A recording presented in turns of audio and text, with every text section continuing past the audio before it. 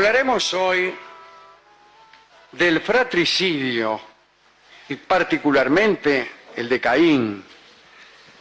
En realidad apelaremos a unos comentarios eruditos al respecto, ampliando una charla que hicimos en Mar del Plata hace algunos años. Hay en distintos escritos rabínicos datos laterales acerca de la muerte de Abel que son interesantes. La disputa clásica entre Caín y Abel tuvo que ver con un homenaje, con una oblación que Caín hizo a Dios y que Abel también, ¿no? Caín presentó un homenaje consistente en los frutos del suelo, ¿no? Y Abel ofreció las primicias de su ganado. Y según parece a la divinidad, le gustaron más los homenajes de Abel. En realidad tenía una buena razón para considerar propicio el homenaje de Abel, puesto que Abel había elegido el mejor cordero de su rebaño, mientras que Caín había puesto unas semillas no muy buenas. Parece que le escamoteó las mejores. Indignado por el favor divino a su hermano, Caín golpeó a Abel y lo mató. Esta es la versión clásica. Pero algunos dicen que la disputa se produjo por la división de la tierra entre los hermanos. Se adjudicaron, ustedes saben, todos los suelos a Caín, pero las bestias a Abel. Hay ahí incluso, aunque no lo mencionaremos justo hoy, un origen alegórico de la inquina que siempre existió entre los ganaderos y los agricultores, entre los nómades y los sedentarios, etc. Pero bueno, el caso es que la tierra era de Caín y las bestias de Abel. Ambos acordaron que ninguno reclamaría las posesiones del otro. Tan pronto quedó concluido el pacto, Caín, que estaba labrando un campo, le dijo a Abel que sacara sus bestias de la tierra. Cuando Abel replicó que no perjudicarían su labranza, Caín tomó un palo, lo persiguió por los montes y lo mató. Pero otros afirman una tercera cosa, que Caín dijo en tono poco razonable que Abel no podía pisar el suelo porque Dios se lo había asignado a él. Le indicó que se elevara en el aire y que permaneciera allí. Abel respondió entonces que Caín se desnudara porque sus ropas estaban sacadas de los rebaños que le pertenecían. Y ahí sobrevino la indignación de Caín y el palazo mortal.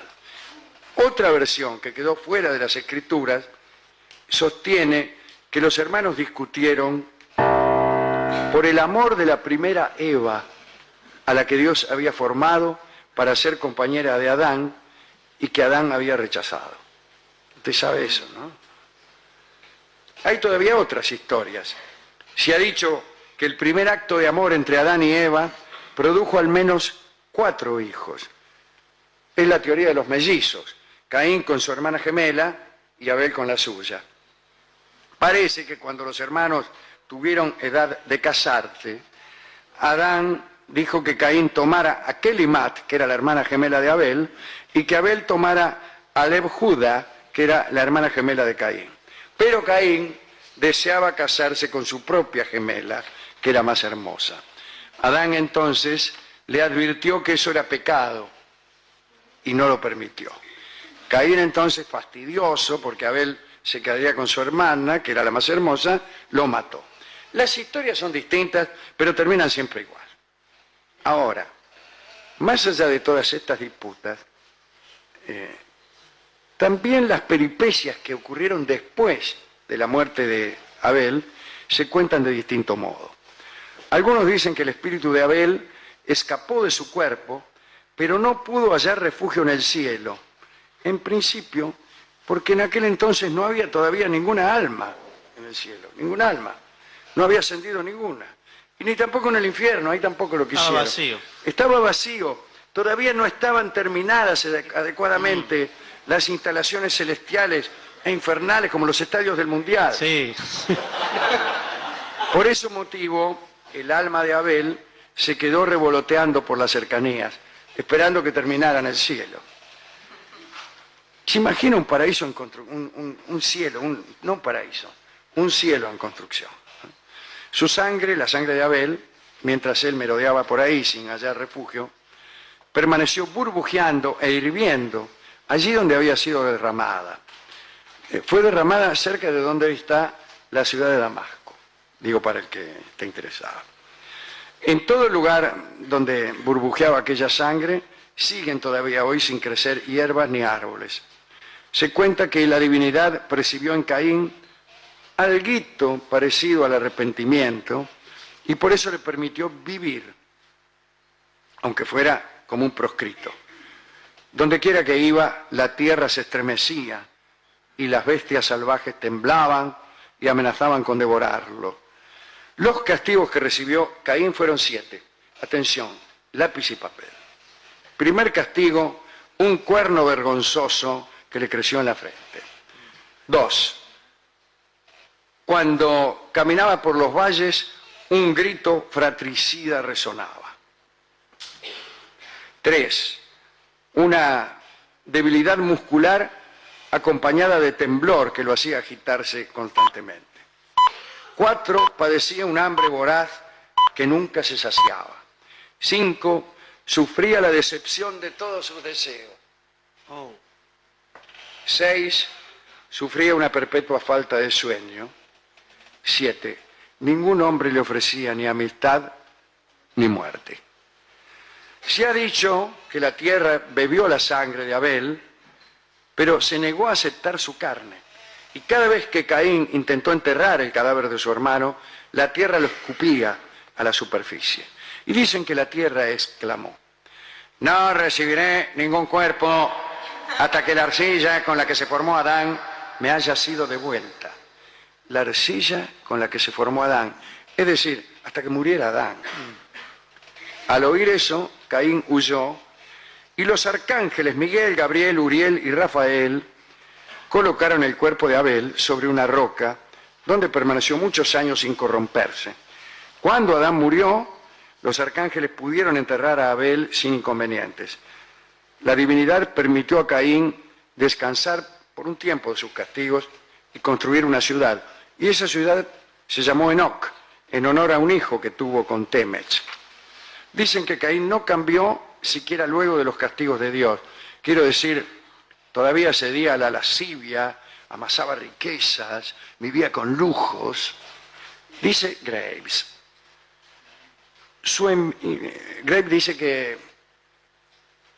que Caín inventó las pesas y las medidas y que ese invento acabó con la sencillez de la humanidad.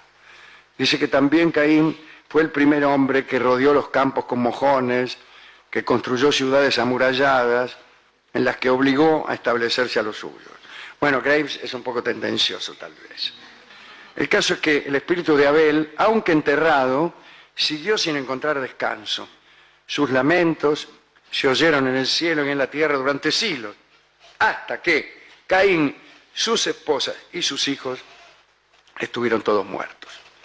Un detalle final. En el Génesis se indica que Caín sintió celos porque la oblación de Abel, el homenaje de Abel, había sido preferido al suyo. Los antiguos comentaristas creían que era necesario encontrar otra explicación, porque no estaban dispuestos a admitir que Dios podía haber obrado arbitrariamente, negando al primogénito la preferencia de vida por ley y favoreciendo a un hijo menor. Saben ustedes que Abel era el menor, ¿no? Y así como un caudillo patriarcal podía llegar a favorecer al hijo de su esposa más bella, ahí estaba, por ejemplo, la preferencia de Jacob por José, que después de todo era el menor de todos, ¿no? De los hijos.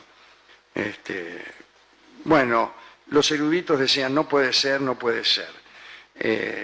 Y entonces trataban de explicar la preferencia divina sin conseguirlo nunca, ¿no? ¿A quién dedicar estas investigaciones acerca de asuntos relacionados con Adán y Caín? Bueno, a todos los que suelen hacer consideraciones enriquecedoras acerca de estos asuntos. También a los que están escuchando, premiando el esfuerzo de nuestros cronistas y desde luego a Graves y sus amigos. Hemos sido a la discoteca a buscar algo que tuviera que ver con estos asuntos. No sé si hay de Caín y Abel. Me dijo que no tenía otra cosa que discos de Caín y Abel, que el odio entre hermanos era lo único que continuaba vigente en la humanidad. Eso me dijo no sin alguna sabiduría nuestro amigo el discotecario, que además se acordó de una canción española que cantaba Imperio Argentina y que se llama Aquellos celos. Entonces yo le pregunté si se trataba de esos celos, claro, de los celos de Caín y de Abel, o mejor dicho, los celos de Caín que provocaron la muerte de Abel, y él me dijo otra vez lo mismo, que así como el odio era el mismo de entonces, los celos siguen siendo lo mismo. También. Y que todos somos Caín y todos somos Abel. Y después me sigue, a partir de ahí empezó a degradar su conversación y a solicitar más vigilantes en la puerta de su casa. Aquellos celos canta la inolvidable Imperio Argentino.